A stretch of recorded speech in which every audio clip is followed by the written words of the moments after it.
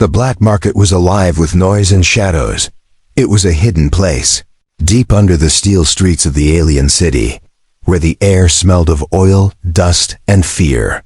Strange lights flickered from old machines, and voices spoke in dozens of alien tongues, all saying the same thing: buy, sell, and profit.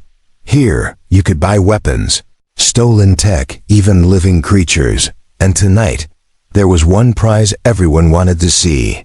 A large iron cage was rolled onto the center platform, its wheels squealing inside. Curled up on the cold floor was a young alien girl. Her wrists and ankles were chained, her hair messy, and her clothes torn to rags. On her neck hung a metal tag with numbers stamped into it. Her weight, the crowd laughed and whispered, calling her a pleasure animal. To them, she was not a person. Not someone with a name or a soul, but something to be owned. The auctioneer, a fat, four-armed alien with a voice like grinding stone, shouted her description. Rare species, soft skin, exotic eyes, perfect for the high-paying buyers. He said, his mouth curling into a cruel smile.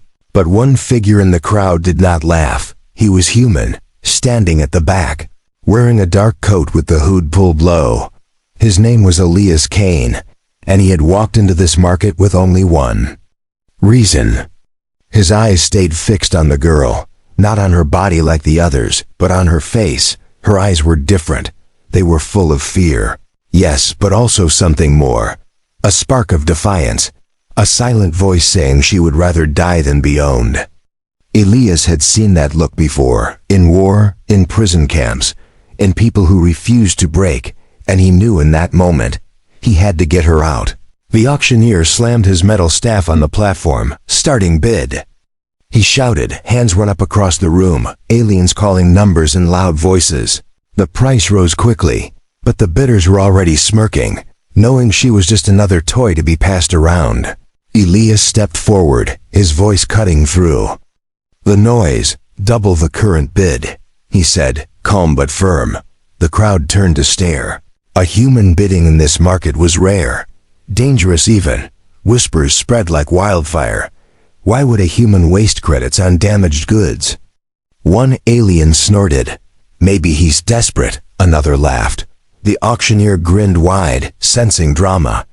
Do I hear a higher bid? He called, but no one answered. Elias's offer was more than any of them wanted to pay for her. The gavel hit the metal stand, sold to the human. The auctioneer declared. Elias walked to the platform, the crowd parting slightly. The girl looked up at him as he approached, her eyes narrowing in suspicion. She had seen buyers before, and they were all the same: cruel, selfish, greedy. Why should this one be any different? When he reached the cage, Elias knelt down, his face still hidden by the hood. He unlocked the chains with a small tool from his coat, moving slowly so she wouldn't flinch. She didn't understand the words he spoke, but his tone was low and gentle. Then, to her surprise, he took off his heavy coat and wrapped it around her shoulders. It was warm, smelling faintly of smoke and rain. Her body stiffened, unsure if this was kindness or another trick. The moment was broken when three tall alien thugs stepped forward from the crowd. One had a jagged scar across his mouth. The other two wore metal armor plates. You know it's illegal to keep a pleasure animal human, the scarred one said, his voice dripping with threat. Sell her to us now, before you get hurt. Elias didn't look at them, his hand steady as he helped the girl to her feet. I'm not selling, he said simply. The thugs blocked his path. The crowd leaned in, waiting for a fight. But Elias only adjusted his grip on the girl's arm and stepped toward the exit. There was something in his movement, calm but ready, that made the thugs hesitate. They followed him with their eyes, muttering threats, but didn't attack. Not yet. As they walked through the narrow market corridors, the girl stumbled. Unused to walking after hours in chains, Elias slowed his pace, guiding her past stalls of glowing weapons and alien food she didn't recognize. She could feel the stares, hear the whispers. The human had stolen someone's prize. At the exit, The heavy metal doors opened to the cold night air of the city above. Neon lights flickered, rain drizzled, and far-off machines hummed like distant thunder. The girl shivered under his coat, unsure of what was waiting outside. But one thing was clear: she was no longer in the cage. For the first time in a long time, the chains on her wrists were gone, and the human's hand, though firm, didn't hurt. As they disappeared into the night, the scarred thug from before leaned against a stall, watching them go. His grin was slow and full of malice. "Let him take her," he told his partners. "He won't get far."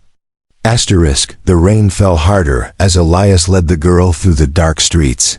The market's noise faded behind them, replaced by the hum of the city's upper levels. Tall alien buildings leaned over narrow roads, their neon signs glowing in strange colors. Every shadow seemed to hold a pair of watching eyes. The girl kept glancing around, her steps uneven, her chains now hanging loose from her wrists, clinking softly. She had never walked beside a buyer before. Usually she was dragged, pulled like cargo, but this human. He walked with her, not ahead of her. Elias didn't speak much, only glancing back now and then to make sure she kept up. She still didn't know his name, didn't know why he had bought her.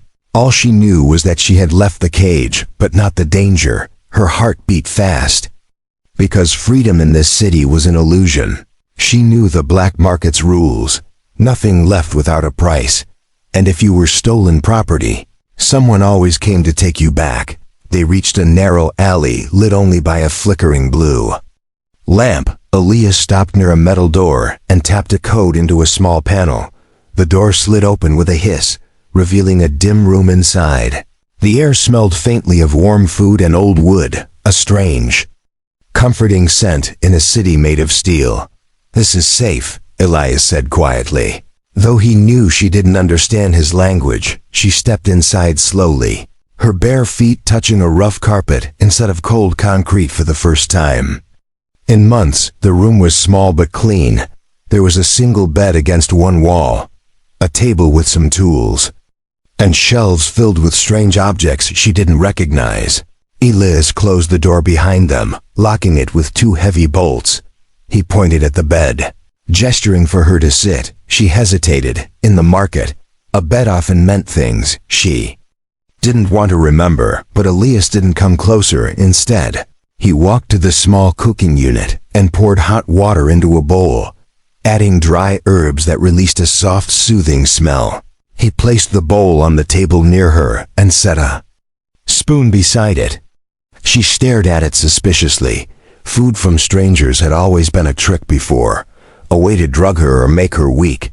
Seeing her hesitation, Elias took the spoon, scooped some of the soup, and drank it himself. Then he nodded for her to try. Slowly she lifted the spoon, tasting a small bit. It was warm, soft and safe. Her stomach, empty for too long, responded with a quiet ache that made her eat more. Elias didn't watch her eat. He sat in the corner, removing his boots and checking the small device on his wrist. It beeped softly, showing a warning message. Someone had already posted a bounty. His picture, the girl's face. A price high enough to make half the city chase them. He turned the device off, hiding his concern. This wasn't just a rescue anymore. This was going to be a fight to keep her alive. When she finished eating, she curled up on the bed. Her eyes stayed on him, still suspicious. Elias pulled a blanket from a shelf and tossed it gently toward her. Then he took a seat on the floor, leaning against the wall, his coat still damp from the rain. The girl frowned, confused. Buyers never slept on the floor. It made her wonder if this human was not a buyer at all. But then, why had he paid for her? Why risk so much for someone like her? Outside, faint footsteps echoed in the alley. Elias's eyes opened instantly, his hand going to a small blaster hidden in his boot. He signaled for her to stay quiet. Through the small crack of the door, he saw 3 shadows move past. They paused, whispering in low alien voices. He caught a few words. Pleasure stock. Worth triple. Human buyer. They were looking for them, and they were close. The shadows moved on, But Elias knew they would return. He turned back. To the girl, speaking softly, "We can't stay long." She didn't understand the words, but she understood the tone. Her chest tightened. She had run before, always been caught. If they left this place, she feared it would happen again. But something in the way he looked at her made her think this human was different. He didn't have the greedy eyes of a traitor or the cold stare of a guard.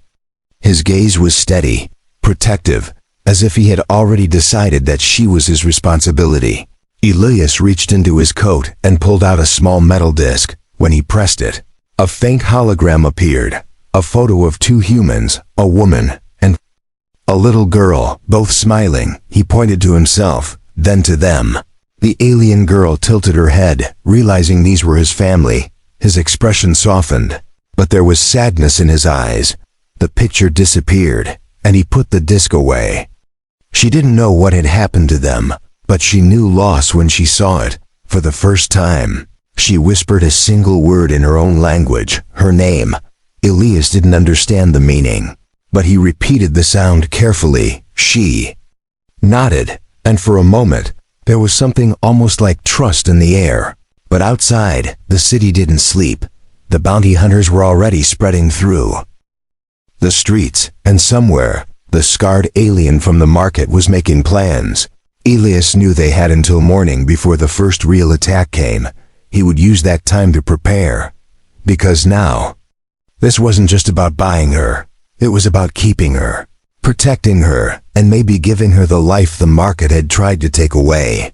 Asterisk. The rain had stopped by the time the pale morning light crept through the small window. The girl lay on the bed, eyes half open, listening to the strange silence. It was not the silence of a cage or a locked cell. No clinking chains, no footsteps of guards. Only the faint hum of old machinery and the sound of the human breathing softly from the floor. He had stayed there all night, his coat rolled up under his head. She didn't understand why he didn't take the bed for himself. In her world, power was always used to take, never to give. Elias stirred, rubbing the sleep from his eyes when he saw her awake. He gave a small nod. He stood, stretching his back, and went to the cooking unit. Soon, the smell of warm bread filled the room. He placed a plate in front of her with bread and a small cup of steaming liquid. She looked at it with caution, but hunger won again. She broke the bread into small pieces, eating slowly while keeping her eyes on him. Elias didn't try to talk much. He knew she didn't understand his words yet. Instead, he pointed to objects around the room, saying their names slowly in his language. "Bed," he said. Pointing, she frowned, repeating the sound in a quiet voice. "Table." Again she tried, her voice uncertain. He smiled faintly, nodding in approval. She didn't know why, but it made her want to try again. Hours passed in this slow rhythm. Food, pointing, names. Her own language was never used here. But she listened carefully to the strange human words. Elias handed her a small piece of cloth and pointed at his own face. She understood he wanted her to clean herself. She hesitated, but then took the cloth and wiped the dirt from her skin. It felt strange to do it without someone ordering her harshly. In the afternoon, Elias worked at the table, taking apart a small black device. His hands moved quickly, rewiring circuits and adjusting parts.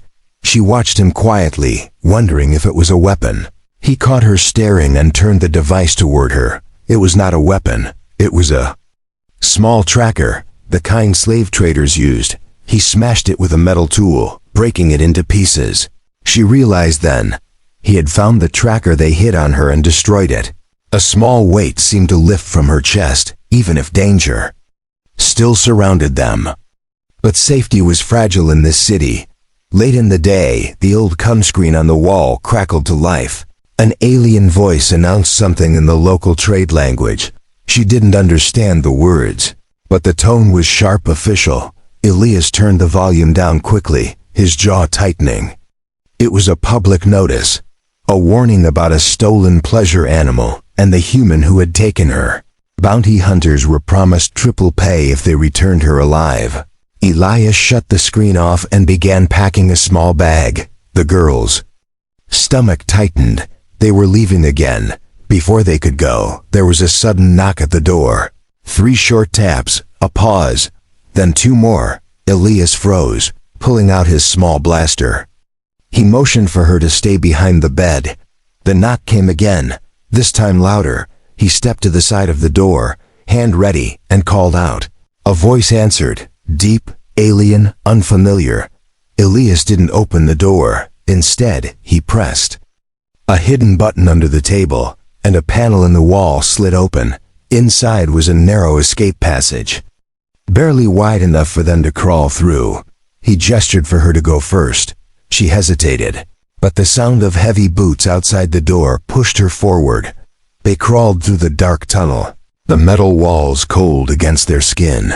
The passage ended in another small room, dusty, unused, with a single window looking out to the rooftops. Elias pried the window open, helping her climb out. From the roof, they could see the street below. 4 armed aliens were pounding on the door they had just left. The girl's chest tightened, realizing they had been minutes from capture. Elias didn't waste time.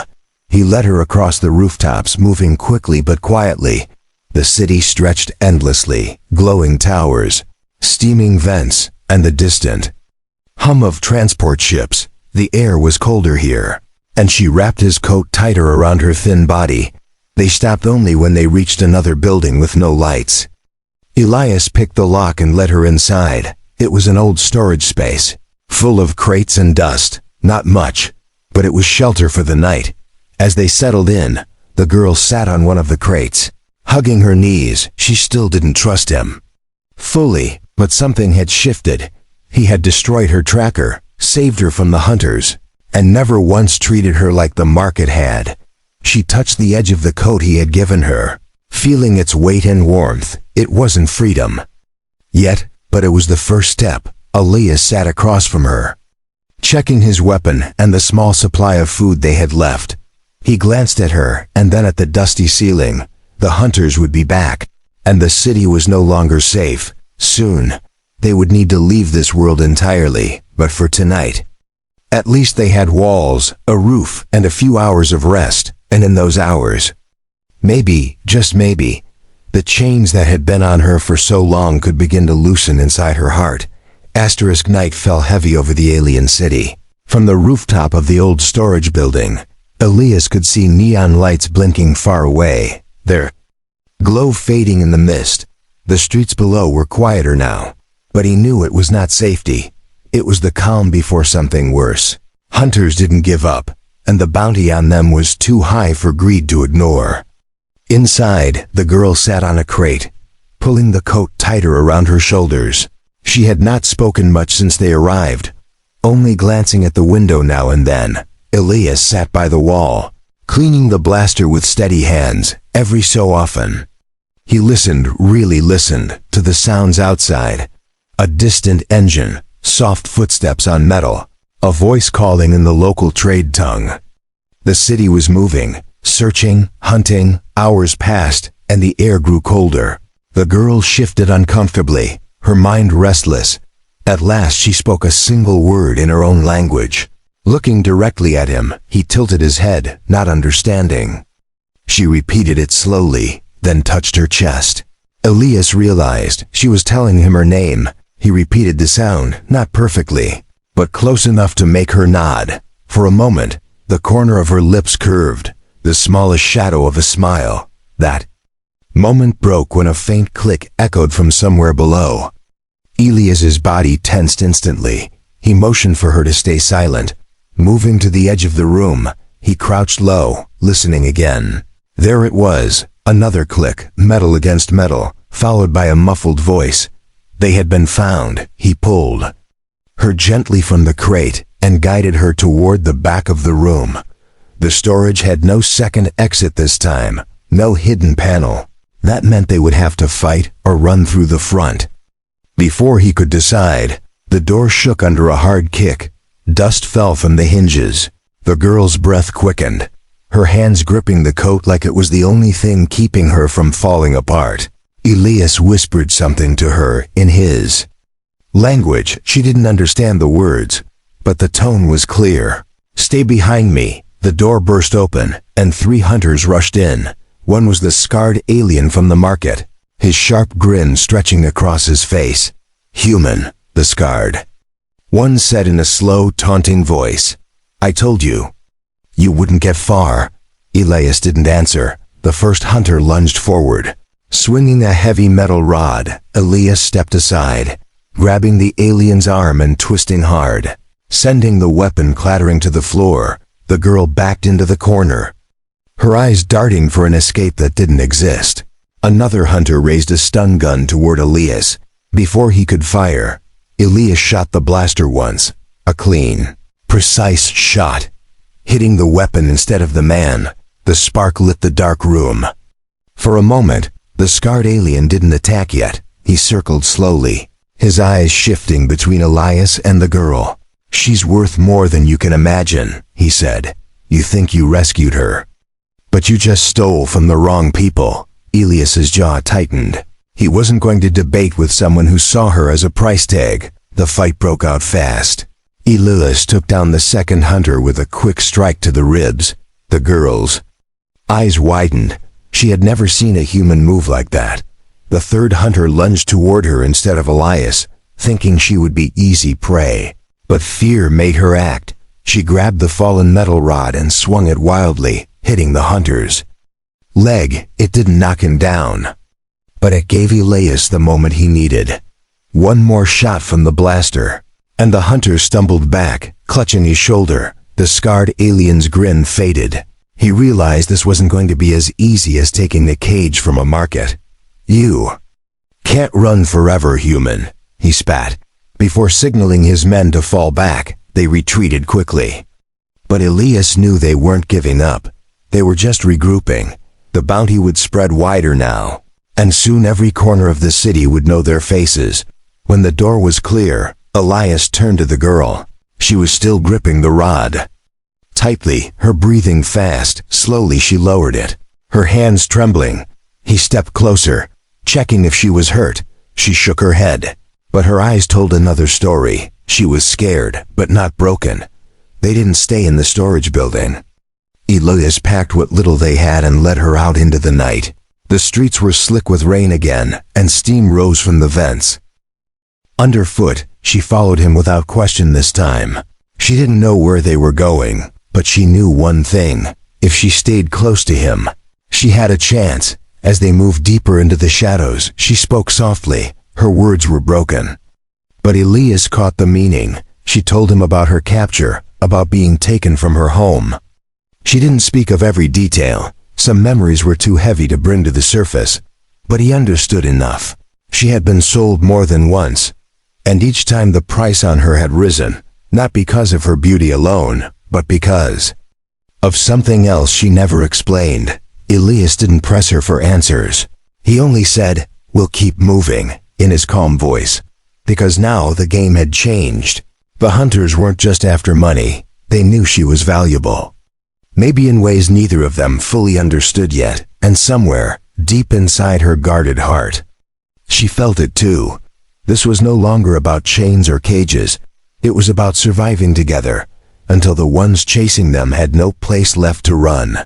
Asterisk, the city's lights faded behind them, swallowed by the endless dark. Elias kept a steady pace, guiding the girl through narrow alleys until they reached the old cargo docks. The air here smelled of rust and salt.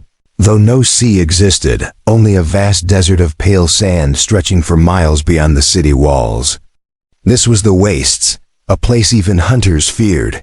It was open, wild, and filled with things that could kill you faster than any blaster.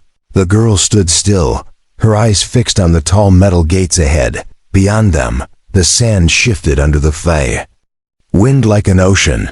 She had heard stories of people who went into the Wastes and never came back. Elias glanced at her, his voice calm. "It's our only way," he said. Though she didn't understand the words, still, she could read the certainty in his eyes. With a quiet click, he unlocked a side passage in the gate. The wind hit them immediately, carrying fine grains of sand that stung the skin. She pulled his coat tighter around herself, lowering her head. Elias adjusted the strap of his pack and handed her a small cloth mask. She took it, confused. Until he tied his own around his face, she copied him, the cloth shielding her from the worst of the grit. They stepped into the wastes, leaving the last signs of the city behind. The ground was uneven, scattered with broken cargo containers and the skeletons of old machines.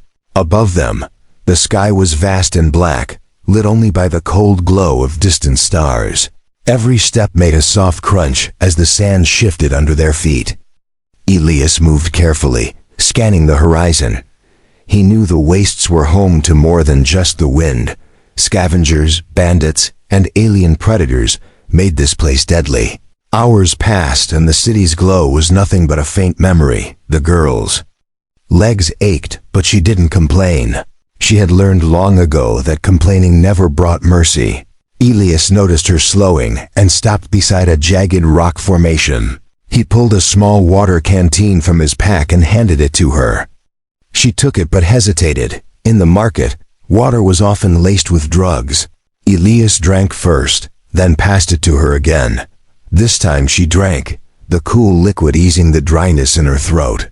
As they rested in the shadow of the rocks, a low rumble echoed across the sand. The girl tensed, clutching the coat tighter. Elias crouched, scanning the horizon until he saw them, 3 dark shapes moving low and fast. Sand skimmers, small hovercrafts used by waste raiders. Their engines were loud now, the sound growing sharper as they approached. Elias grabbed her hand, pulling her deeper into the rock formation.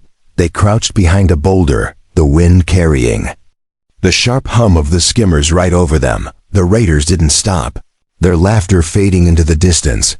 Only when the sound was gone did Elias stand, his eyes still watchful. They kept moving, taking a winding path through the rocks, before returning to the open sand. By the time the faint light of dawn touched the horizon, they had reached a half-buried structure, the wreck of an old cargo shuttle. Its metal frame was scorched and twisted, but parts of it still stood like the ribs of a giant beast. Elias led her inside, where the wind was quieter and the sand thinner. It was not a perfect shelter, but it would hide them from the sky. He checked the corners for danger before dropping his pack. The girl explored the space slowly, her bare feet brushing against scraps of metal. In the dim light, she saw strange symbols carved into one of the walls. They were not human, but something familiar. She traced them with her fingers, her lips moving silently as she read. Elias watched her closely.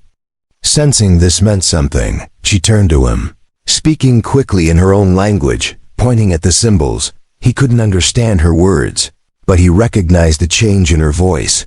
It was no longer only fear, but a spark of recognition. She sank to the floor, touching a small emblem at the base of the wall. It was shaped like a crest, sharp lines surrounding a star. Elias knelt beside her. "This means something to you," he said softly, though she didn't know his words. She nodded slowly, placing her palm over the crest. In her mind, memories stirred. Stories from her childhood whispered names of warriors who carried the same mark. This was not just a wreck, it was a fragment of her people's past. The moment was broken by a distant howl carried on the wind. It was not human, not even close. Elias's expression hardened. He motioned for her to stay close and began sealing off the open side of the shuttle with loose metal sheets. The howls grew louder, joined by the sound of many feet moving quickly over sand. Desert predators, pack hunters with claws sharp enough to slice through armor. Elias readied his blaster, keeping his body between her and the sound. They could see shapes now, pale against the sand, eyes glowing faintly in the half-light. The pack circled, their movements quick. Elias fired a warning shot into the air, the sound echoing across the dunes. Some of the creatures hesitated, but the hungriest pressed forward. The girl's heart pounded as she grabbed a length of metal from the floor, gripping it tightly. She wasn't going to be taken again, not by slavers, and not by beasts. Elias glanced at her, and in that moment, he saw something shift in her. Eyes, not just fear, but the will to fight. The first creature lunged, and Elias fired. The others scattered briefly, the sound of the shot mixing with their sharp cries. For several tense minutes, the predators tested the edges of the shuttle's walls before retreating into the dunes. When the last glow of their eyes disappeared, Elias lowered his weapon. Breathing out slowly, the girl loosened her grip on the metal bar, her hands trembling. For a moment, the only sound was the wind. Elias looked at her and nodded once, a silent acknowledgement that she had faced danger and stood her ground. The desert was not safe, but it had given them something. Out here, far from the chains and the market, they were not buyer and property. They were two people fighting to stay alive, and in the wastes, survival could turn strangers into something more. The wrecked cargo shuttle groaned softly in the wind. Morning light spilled through cracks in its twisted walls, painting lines of gold across the sand-covered floor. Elias sat against one of the bulkheads, his blaster resting on his lap. He hadn't slept much.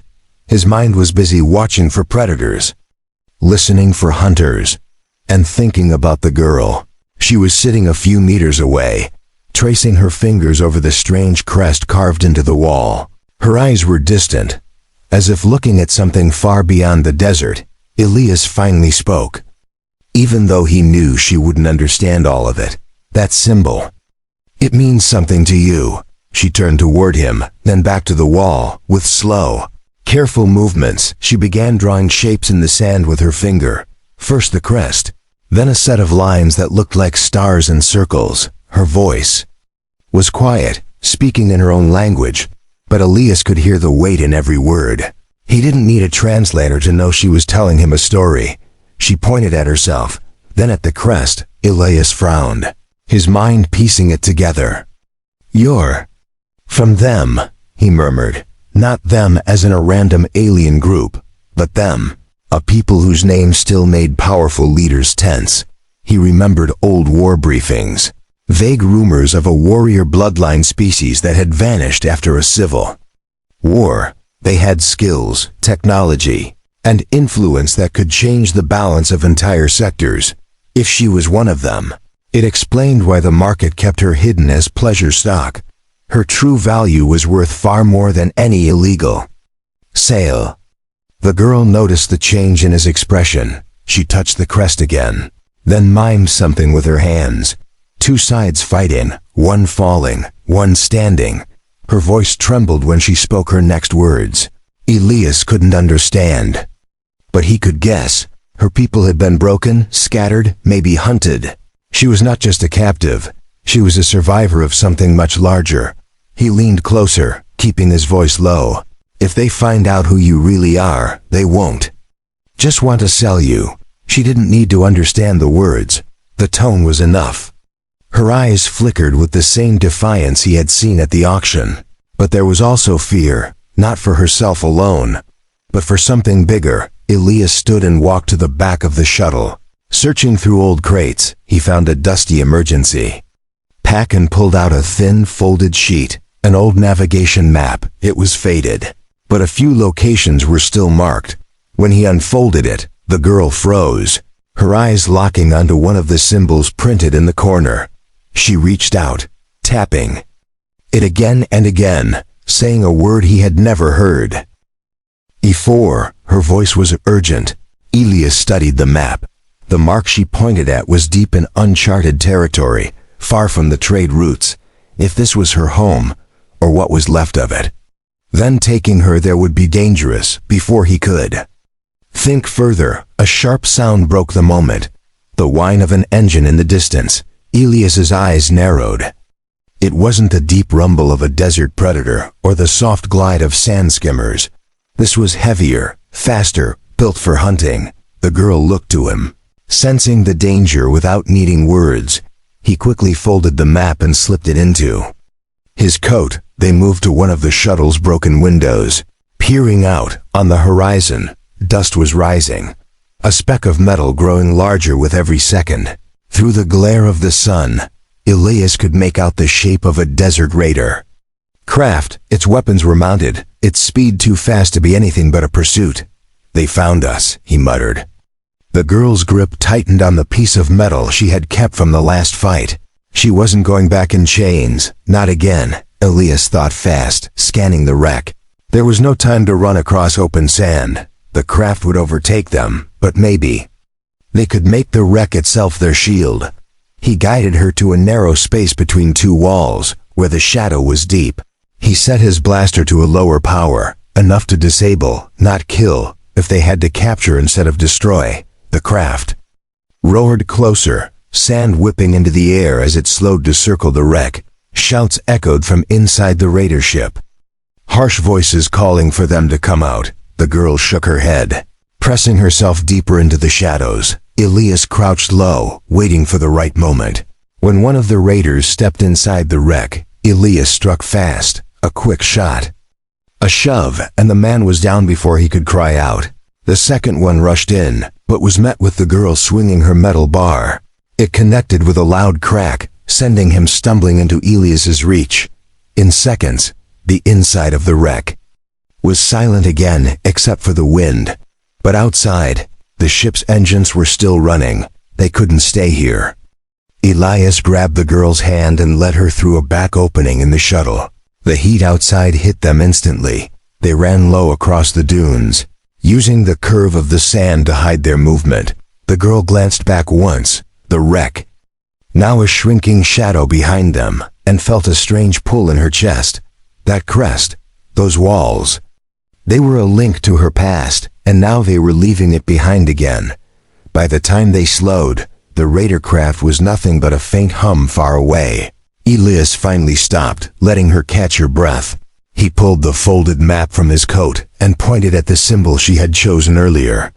"We go there," he said firmly. She didn't know the words, but she nodded, because for the first time since her capture, there was a destination in her mind, not just escape, not just running, home, asterisk. The journey across the wastes had turned into a test of endurance. Each day was hotter than the last, each night colder than the one before. The girl walked beside Elias without complaint, her eyes fixed on the horizon. Somewhere ahead lay the symbol on the map, her home, her people, or whatever was left of them. But the desert was not empty. Sometimes she caught glimpses of movement far behind them, small dots on the sand that grew and vanished like mirages. Elias saw them too, and each time his hand went to the blaster at his hip. On the fourth day, the dunes began to change. The sand became firmer, scattered with jagged black rocks in the distance.